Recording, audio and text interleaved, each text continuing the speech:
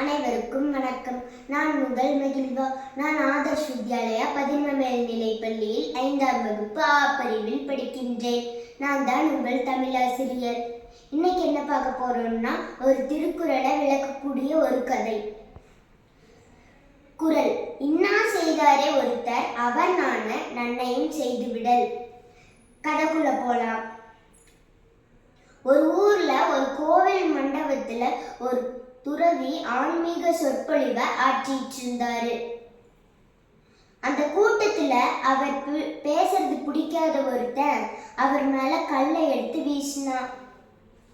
அந்த கல் அவரோட தலையில பட்டு காயத்தை உண்டாக்கி ரத்தத்தை வர வச்சிருச்சு. அந்த கூட்டத்தில் இருக்கிற எல்லாரும் அந்த பையனை போட்டு அடிச்சாங்க. அதுக்கு அந்த துறவி இருந்துட்டு அவனை அடிக்க வேண்டாம், மேடைக்கு அழைச்சிட்டு வாங்க அப்படின்னு சொன்னாரு. அவர் பேச்சை தட்டாத பக்தர்கள் அந்த பையனை மேடைக்கு அழைச்சிட்டு போனாங்க.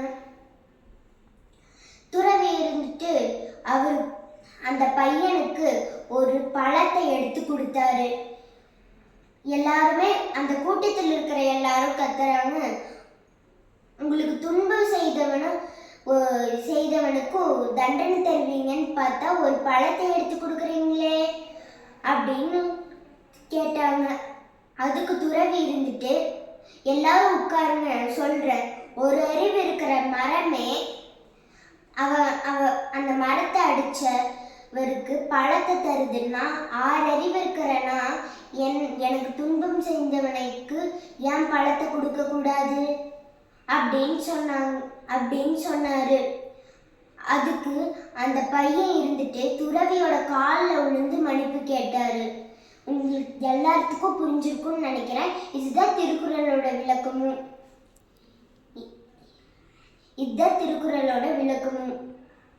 நமக்கு துன்பம் செய்தவனுக்கு தண்டித்தல் என்பது தன் கூனி குறுகும்படி நல்லது செய்வதே.